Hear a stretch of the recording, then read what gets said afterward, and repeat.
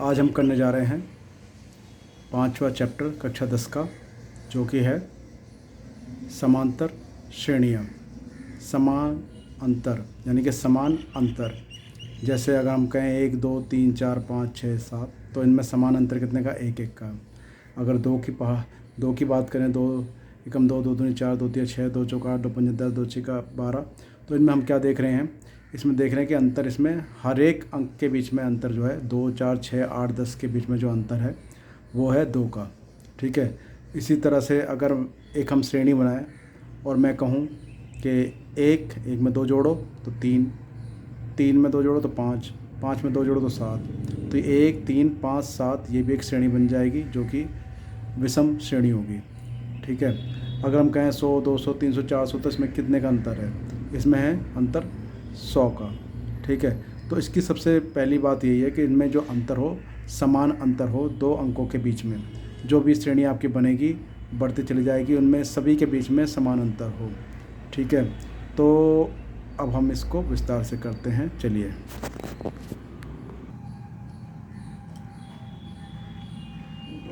मैं आपको कई सारी श्रेणियाँ बताता हूँ। जैसे अगर मैं कहूँ 1 2 3 4 5 6 7 एंड सो ऑन, ये एक श्रेणी है। ये प्राकृतिक संख्याओं की श्रेणी है। ठीक है। तो हम यहाँ क्या देख रहे हैं कि इसके और इसके बीच में जो अंतर है वो 1 का, और इसमें से इसको माइनस करें तो भी 1 का अंतर। इसमें से सेकंड में से पहले को माइनस करते हैं तो ये भी अंतर 1 का, और इसमें से इसको माइनस करें तो ये भी अंतर 1 का। ठीक है। तो जो यहाँ पर अंतर है इसको बोलते हैं, ये जो अंतर दिखाई दे रहा है 1 1 का, इसको बोलते हैं सार्वंतर। क्या बोलते हैं? सार्वंतर, कॉमन डिफरेंस बोलते हैं इसको। ये है सार्व अंतर। इसको हम डी से डिनोट करते हैं। डी कितना है? 1। और जो पहला पद है, पहला पद, इसको हम ए से दर्शाते हैं। ठीक है जी। तो ये हो गया। अब ऐसी एक और श्रेणी लेते हैं। अगर मैं कहूँ 2 4 6 8 10 12, तो हम यहाँ क्या देख रहे हैं कि इसमें से इसको माइनस करा तो 2, और इसमें से इसको माइनस करा तो भी 2, इसमें से इसको माइनस करा तो भी 2। तो हम देख रहे हैं कि जो ये अंतर है ये समान है। ये नहीं कि यहाँ पर 2 का अंतर है या 3 का अंतर है या 5 का अंतर है। तो ये जब ये अंतर ही समान होगा, उसी श्रेणी को हम समांतर श्रेणी कहते हैं, या अर्थमेटिक प्रोग्रेशन। ठीक है।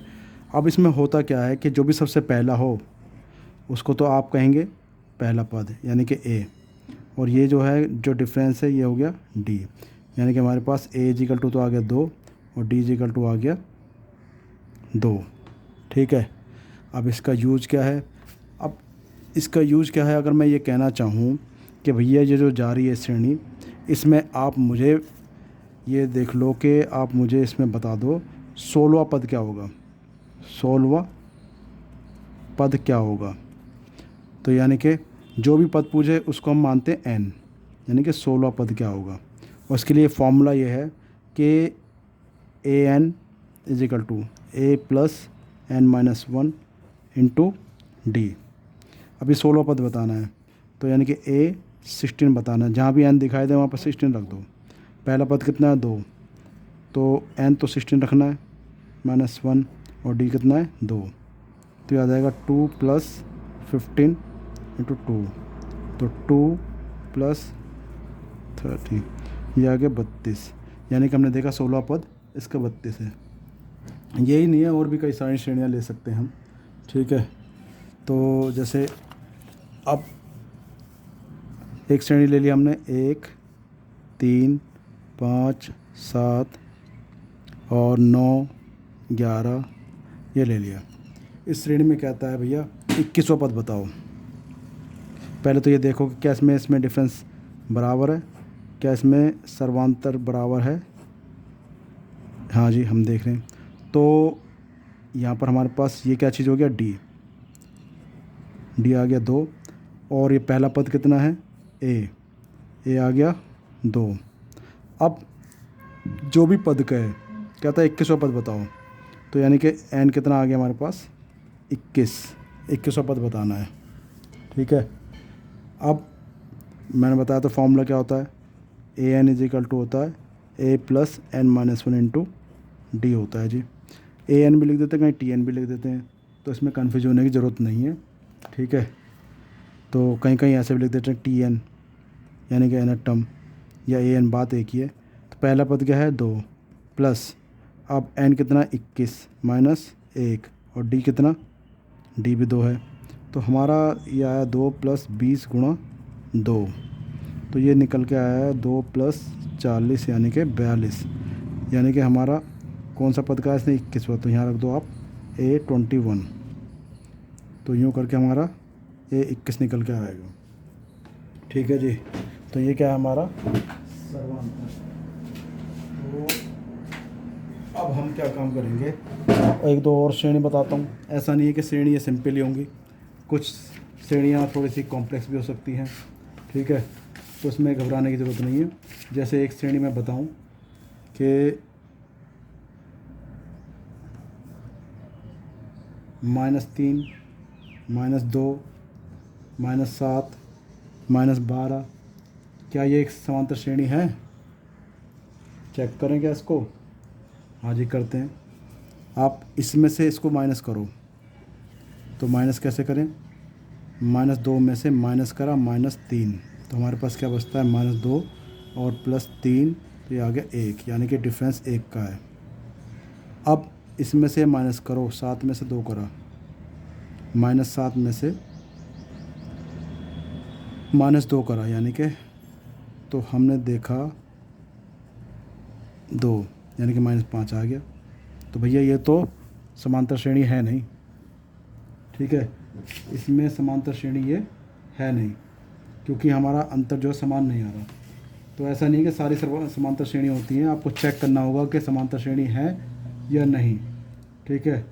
और भी कई सारी हम श्रेणी ले सकते हैं, ऐसा नहीं है कि इस टाइप से होगी। और एक श्रेणी ये है 7, 3, -1, -5, इसका चेक करेंगे कि ये समांतर श्रेणी है कि नहीं। आप 3 में से 7 को घटाओ, तो यह आ गया जी -4। ठीक। और -1 में से आप घटाओ 3, तो यह आ गया -4। यहाँ पर भी -4 आ रहा है। और -5 में से आप घटाओ -1, यानी कि -5 + 1 यानी कि 4, वही -4, तो ये भी -4 है। तो हम देख रहे हैं कि यहाँ पर जो ये है, ये अंतर सर्वांतर बराबर है, अतः ये भी एक समांतर श्रेणी है। तो मेरे ख्याल है अब तक आपको कॉन्सेप्ट क्लियर हो गया होगा कि समांतर श्रेणी है कौन सी। ठीक है। अब क्यों ना आप इसके हम एक्सरसाइज पर चलें और एक्सरसाइज करना शुरू करते हैं। ठीक है जी, चलिए।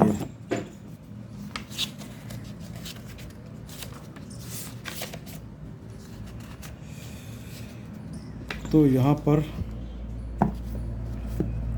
हम पहला प्रश्नावली 5.1, इसमें हम पहले पहला ना करके दूसरा, तीसरा, चौथा क्वेश्चन करेंगे, उसके बाद पहला क्वेश्चन करेंगे बाद में। दी हुई एपी यानी कि अर्थमेटिक प्रोग्रेशन यानी कि समांतर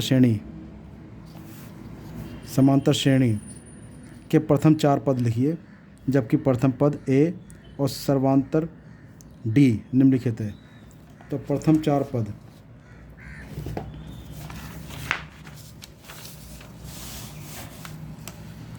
तो आपको एक चीज़ मैं बता दूं कि हम किस प्रकार से निकालते हैं पद। अगर मेरा पहला पद ए है, तो दूसरा जो होगा उसमें डी डी जोड़ते जाओ, ए + डी। तीसरा जो होगा पद वो होगा a + 2d, और चौथा जो होगा a + 3d। यहाँ पर एक कम करके लिखते जाओ। अगर कह दे कि भैया ये बताओ आप 21वां पद बताओ, तो a + 20d लिख दो यहाँ पर। तो ये इस प्रकार से हम श्रेणी बना देते हैं। अब इस दूसरे क्वेश्चन में आपके पास दूसरे के पहले में ए तो दे दिया 10 और डी दे दिया 10। ये कहता है प्रथम 4 पद लिखो। तो पहला पद तो ए होता है, ए कितना हो गया 10। अब दूसरा पद ये होता है ए प्लस डी, तो ए कितना 10, डी कितना 10, यानी कि 20 हो गया। ठीक है। अब तीसरा पद जो होगा ए प्लस 2d लिख दो। तो ए प्लस 2 इंटू 10, तो यह आ जाएगा जी 10 प्लस 20 बराबर 30। चौथा पद ए प्लस 3d लिख दो। तो 10 प्लस 3 इंटू 10 यानी कि 30 और 10 40 आ गया। तो हमारे चारों पद क्या आ गए 10, 20, 30, 40, यूँ करके हमारे चारों पद आ गए। ठीक है जी। अब इसका दूसरा पार्ट करते हैं। दूसरे पार्ट में कहता है minus A is equal to -2 और डी इज इक्वल टू 0। ठीक है। तो पहला पद क्या आ गया ए -2, दूसरा आ गया ए प्लस डी यानी कि -2 प्लस 0, ये भी -2 आ गया। अब तीसरा पद क्या आ गया, तीसरा पद आ गया ए प्लस 2d यानी कि -2 इंटू 2 इंटू 0, तो ये भी आ गया -2 प्लस 0 यानी कि -2।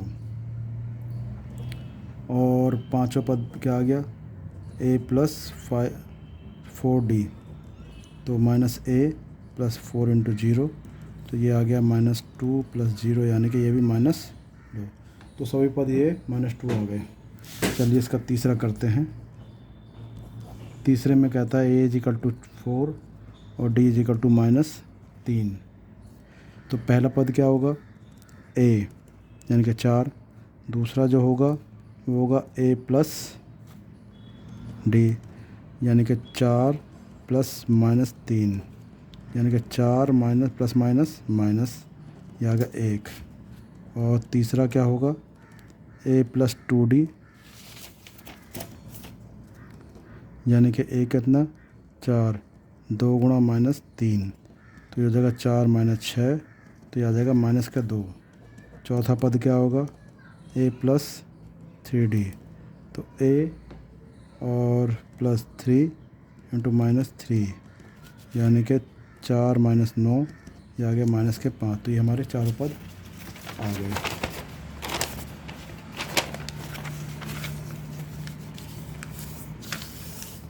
अगला कहता है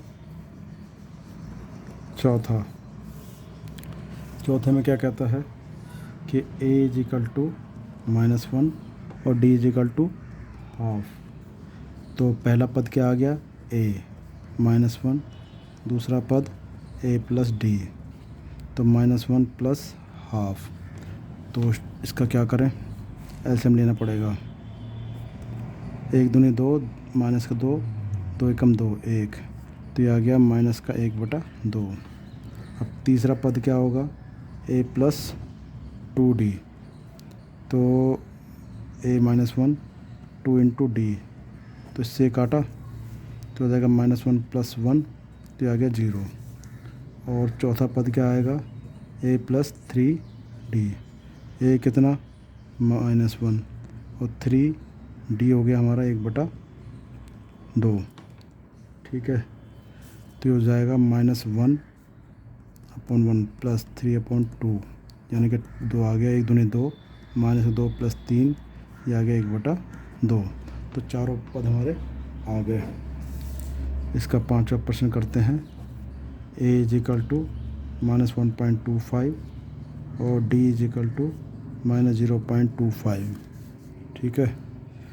तो अब पहला आ गया ए -1.25, दूसरा आ गया ए प्लस डी यानी कि -1.25 प्लस -0.25, तो इसको क्या लिखेंगे -1.25 -0.25, तो ये दोनों जुड़ जाएंगे क्योंकि दोनों माइनस के हैं।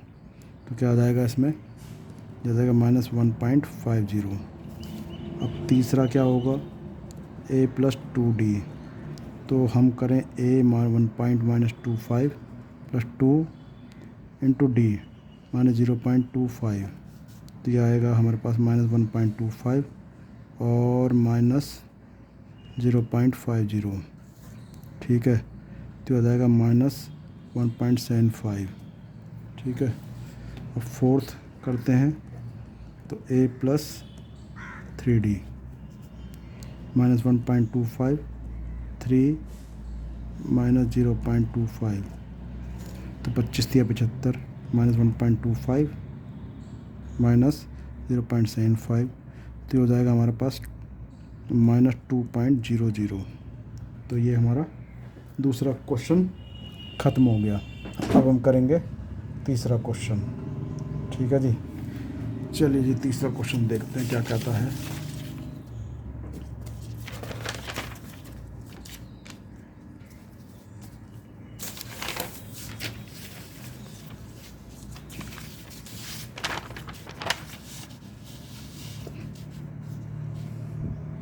तीसरा है, पढ़ लेते हैं एक बार क्या कह रहा है। निम्नलिखित में से प्रत्येक AP के लिए प्रथम पद तथा सर्वांतर ज्ञात करना है। चलिए जी, तीसरे के पहले में कह रहा है कि 3 1 -1 -3। इसमें प्रथम पद और सर्वांतर कह रहा है। सर्वांतर इसमें से इसको माइनस करो, कितना है, 1 में से 3 होगा माइनस, तो आ जाएगा -2। तो ये -2 हो गया। इसमें से ये माइनस करो, तो -1 -1 यानी कि -2। इसमें से ये माइनस करो तो -3 और -1 यानी कि -2। तो स्टूडेंट्स ये तो हमारा आ गया सर्वांतर। तो सर्वांतर अंतर D होता है सर्वांतर, तो ये -2 आ गया। और प्रथम पद ये A होता है, A जो ये प्रथम पद है 3, तो ये आ गया। ठीक है, अब दूसरा देखो, -5 -1 3 और 7। इसमें से इसको घटाओ, तो हमने घटाया -1 -5। तो ये क्या गया, -1 + 5 यानी कि 5 में से 1 गया 4, तो ये 4 आ गया। इसमें से इसको घटाओ यानी कि 3 -1 3 + 1 यानी कि 4 आ गया ये भी। तो सर्वांतर तो हमारा आ गया 4। और प्रथम पद A -5 है। चलो तीसरा 1/3 5/3 9/3 13/3। तो स्टूडेंट अगर नीचे समान है सबके तो सिर्फ ऊपर वाले को चेक कर लो। 5 में से 1 गया 4, ठीक है, प्लस का। 9 में से 5 गया 4, तो इसमें से इसको माइनस करेंगे, ऊपर तो लिख लो 4 और नीचे लिख दो 3। इसमें से इसको माइनस करेंगे तो 4/3, इसमें से इसको माइनस करेंगे तो 4/3।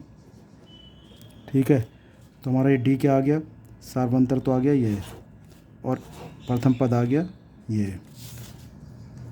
चौथा क्वेश्चन देखो, 0.6 1.7 2.8 3.9 ये आगे तक चल रहा है। तो अब हम 1.7 में से 6 को घटाते हैं, तो यानी कि ये घटाया हमने तो कितना है 1.1, तो 1.1 आ गया। इसमें से घटाया तो वो भी 1.1 आया, इसमें से घटाया तो भी 1.1 आया। तो ये तो हमारा डी आ गया और ये हमारा ए, प्रथम पद और सर्वांतर। ठीक है जी, तीसरा प्रश्न भी हम कर चुके हैं। अब चौथे प्रश्न की तरफ बढ़ते हैं। चौथा प्रश्न क्या कहता है, निम्नलिखित में से कौन कौन एपी हैं, यदि कोई एपी है तो इसका सर्वांतर ज्ञात कीजिए। पहले तो ये चेक करना है कि भाई एपी यानी कि अर्थमेटिक प्रोग्रेशन यानी कि समांतर श्रेणी है भी या नहीं। अगर है तो उसका डी निकाल दो और 3 और पद बताओ। चलो जिसको करते हैं।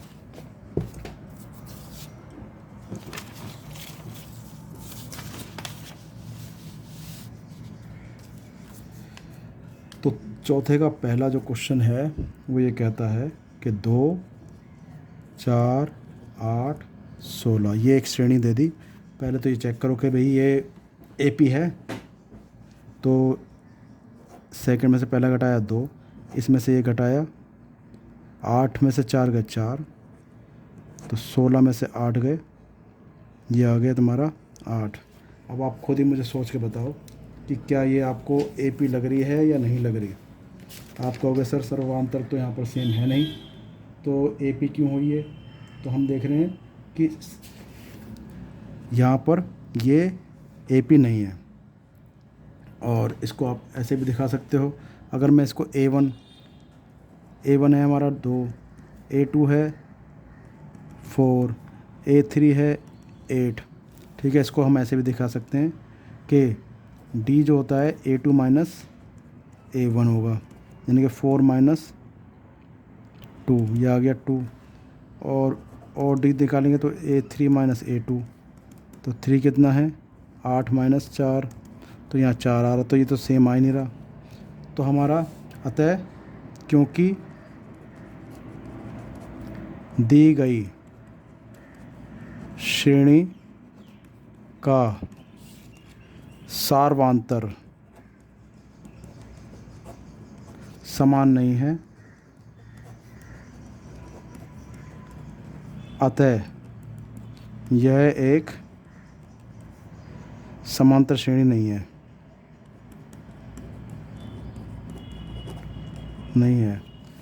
चलिए जी, तो ये हमारा हो गया चौथे का पहला। अब चौथे का करते हैं दूसरा। और दूसरा क्या कह रहा है। दूसरा 2, 5/2, 3, 7/2, ठीक है। अब इसमें चेक करेंगे, इसमें से इसको माइनस कर लो, तो 5/2 में से माइनस करा दो। चलो जी करते हैं। तो 2 1 कम 2 यानी कि 5 आ गया, 1 दूनी 2, 2 दूनी 4, 1/2 आया यहाँ पर इन दोनों के बीच में। अब ये चेक करो क्या इन दोनों के बीच में भी 1/2 है। तो 3 में से माइनस कर लो 5/2, 3 दूनी 6, यानी कि 6 में से 5 गए 1/2। तो यहाँ भी हम देख रहे हैं 1/2 आया। और इसमें से माइनस करके देखो, 3 माइनस 7/2, 2 3 6 माइनस 7/2, यानी कि 1/2। तो इसमें भी 1/2 आया, यानी कि सार्वंतर जो है डी जो है 1/2 है। पहले तो ये एपी है। पहले तो हम ये बताएंगे अतः यह एपी है। अब अगर एपी है तो सार्वंतर ज्ञात करो। सार्वंतर हो गया हमारा डी। सार्वंतर क्या हो गया डी, कितना 1/2। अब ये बता दिया। अब इसके अगर 3 और पद लिख दो, आगे के 3 और पद लिख दो। तो हम देख रहे हैं कि ये पहला पद है, दूसरा पद है, तीसरा पद है, चौथा पद है। और आगे 3 पद कौन से आएंगे, 5वां, 6वां, 7वां। तो 5वां पद यानी कि A5 क्या आएगा A+4D। तो A+4D क्या होगा, A कितना 2 + 4 और D कितना 1/2, 2 दूनी 4, 2 और 2 4 आ गए। और छठा क्या आएगा A+5D, तो 2 + 4 और नहीं 5 और D कितना 1/2। तो ये हमारे पास जो आया ये आया जी 2 + 5/2, एलसीएम आ गया 2। तो 1 दूनी 2, 2 दूनी 4 + 5, यानी कि ये आ गया हमारा 9/2। तो छठा पद 9/2 आ गया। 7वां पद A+6D, यानी कि 2 + 6 × 1/2, इससे काटा 3 आ गया। तो 2 + 3 ये आ गया हमारा 5। तो हमने ये तीनों पद बता दिए। इससे अगले 3 पद बताने हैं। चलो जी,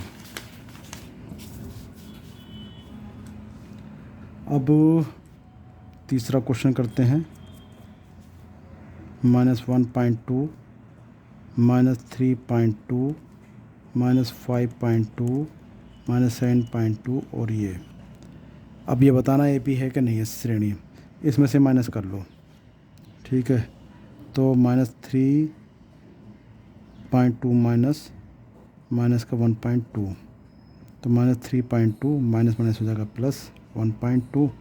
इसमें से ये गया तो 0, 3 में से 1 गया माइनस के 2, तो माइनस के 2.0, तो ये तो आ रहा है माइनस का 2.0। अब इसमें से माइनस करो तो देखो क्या ये भी यही आ रहा है। हाँ जी, ये भी यही आ रहा है। 2 में से 2 गए 0, 5 में से 3 गए 2, तो ये भी यही है। अतः पहले तो ये बताओ, अतः यह ए पी है। सार्वंतर डी बराबर -2.0 है। ठीक है, अब 3 और अगले पद बताने हैं। ये 1 2 3 4 दे रखे हैं, 3 और अगले पद बताने हैं, यानी कि 5 6 7 ये वाले पद बताने हैं। ठीक है, अब पांचवा कैसे बताएं? पांचवा पद A5, तो A + 4D हो जाएगा। ठीक है, A + 4D, तो A प्लस, और एक तरीका और भी है वैसे तो। चलिए, A कितना -1.2 + 4, और D कितना, D है 2.0, तो ये हमारे पास आ गया -1.2, 4 दूनी 8 माइनस के 8.0, तो ये आ गया 2 -9.2। ठीक, तो अब छठा पद निकालना, तो A + 5D, तो A कितना -1.2 + 5D कितना -2.0, तो -1.2 और माइनस का आ गया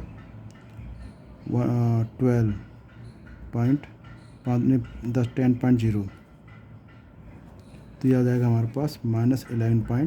तो ये छठा पद आ गया। इसी प्रकार से 7वां 8वां निकाल सकते हैं। ठीक है, तो अब ये हमने कर लिया तीसरा। अब हम करते हैं चौथा। मेरे ख्याल से आप अपने आप कर लोगे। ठीक है, एक बार पांचवा देख लेते हैं। पांचवा कहता 3 + √2 और 3 + 2√2 और 3 + 3√2। ठीक है, तो ये श्रेणी दे रखी है। अब इस श्रेणी में इसमें से ये माइनस करो, तो जब इसमें से ये माइनस करेंगे तो बचेगा 3 + √2 में से 3 माइनस करा तो √2 बचेगा, और इसमें से ये माइनस कर लो तो भी √2 बचेगा, इसमें से ये माइनस कर लो तो भी √2 बचेगा। अतः श्रेणी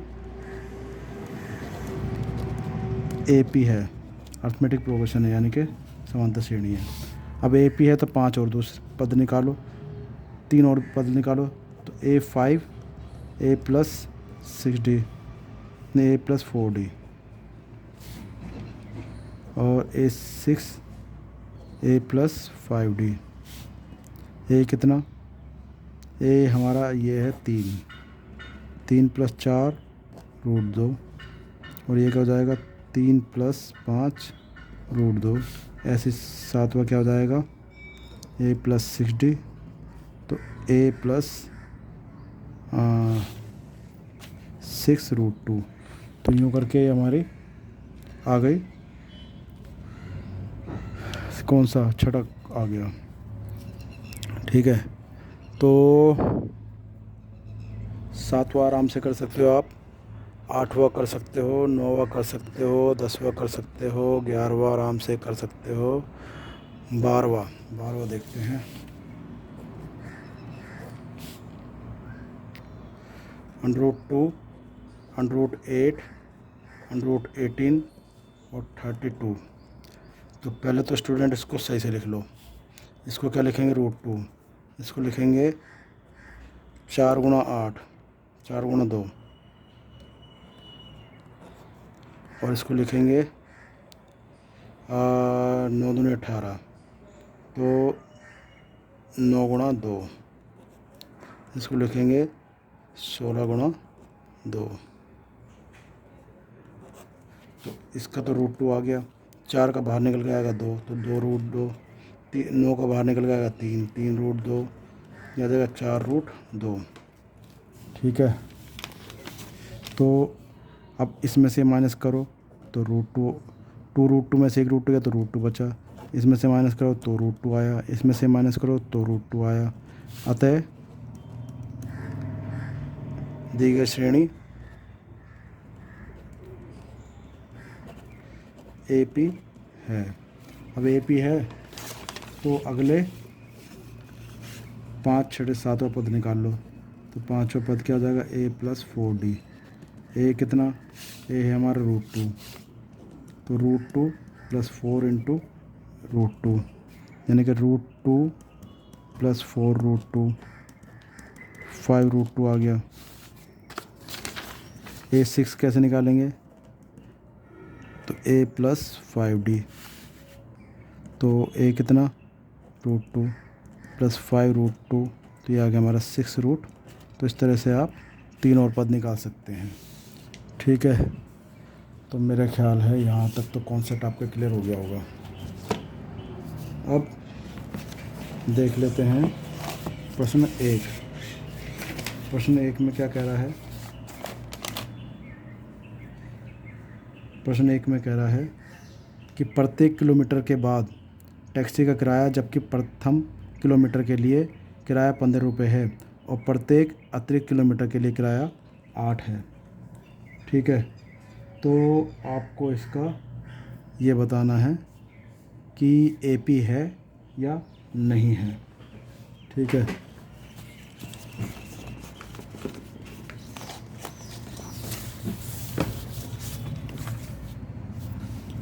तो ये बताना है AP है या नहीं है। चलिए जी। कह रहा प्रत्येक किलोमीटर के बाद टैक्सी किराया, जबकि प्रथम किलोमीटर के लिए 15 रुपये है। तो आपको प्रथम पहले तो देना 15 रुपये पहले किलोमीटर के लिए, उसके बाद हर उसमें 8 रुपये बढ़ जाएगा। तो उसके बाद बड़ा हमारा 15 + 8। ठीक है। इसके बाद बढ़ेगा 15 + 8 + 8।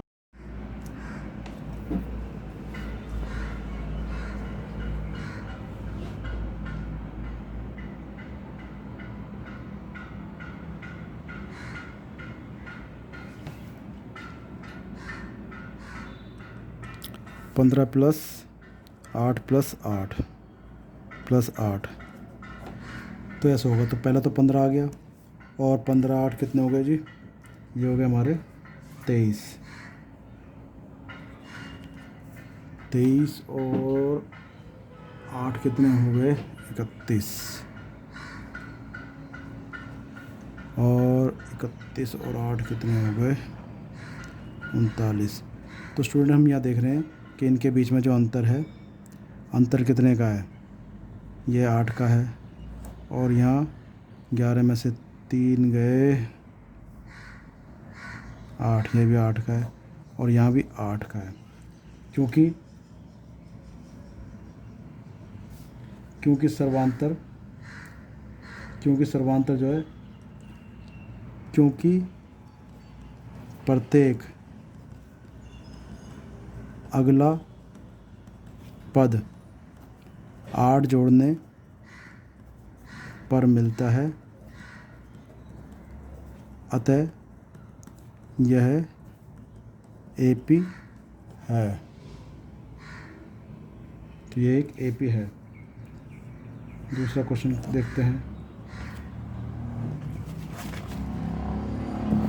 किसी बेलन में उपस्थित हवा की मात्रा, जबकि वायु निकालने वाला पंप प्रत्येक बार बेलन की शेष हवा 1/4 बाहर कर देता है। ये बताना है। ठीक है, तो हमने माना बेलन में उपस्थित वायु x यूनिट है। ठीक है, तो वायु जो है x यूनिट है। उसके बाद होता क्या है कि हर बार y बटे 4 यूनिट जो है x बटे 4 यूनिट कम हो जाती है, तो 1 बटे 4 यूनिट बाहर निकाल देता है। ठीक है, तो प्रश्नानुसार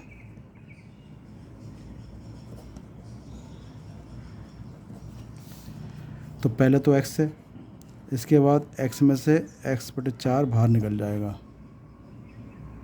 ठीक, उसके बाद फिर x माइनस एक्स बटे 4 माइनस फिर x बटे 4 निकल जाएगा।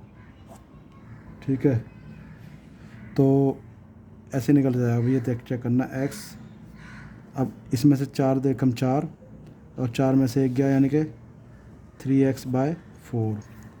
अब ये कितना बचेगा, इसको तो लिखेंगे हम x माइनस 2 इंटू x/4, यानी कि x माइनस 1/2 x/2, यानी कि 1 में से आधा गया तो आधा बच गया। तो अगला जो आएगा ये आएगा x/2। ठीक है, और इससे अगला जो पद था वो था x माइनस 3x/4, यानी कि ये बचा 4x/4 बचा, ये x/4। अब हमें ये बताना है कि क्या ये एक AP है।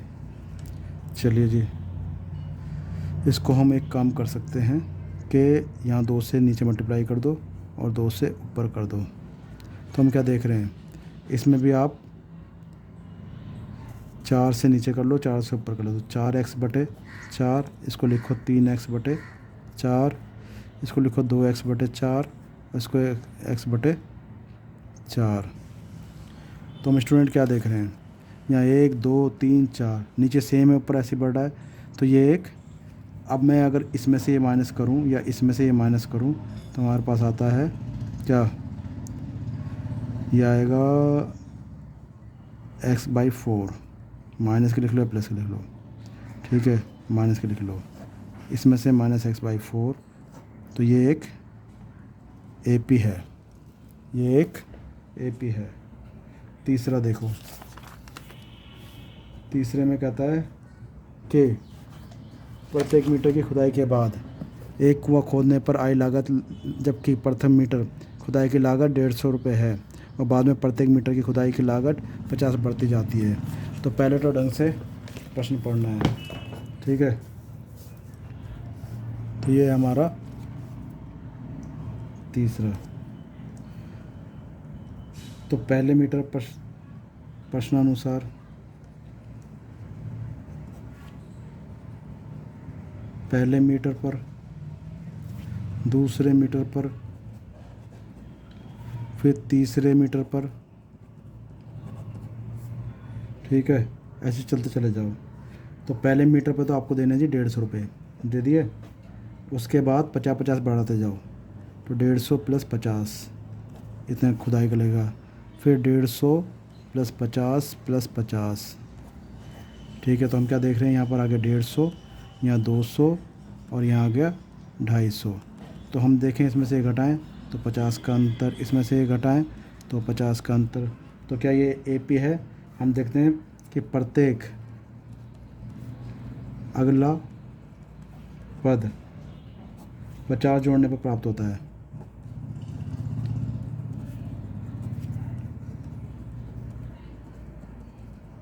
अतः AP है। चौथा करें और इसका अंतिम प्रश्न है ये,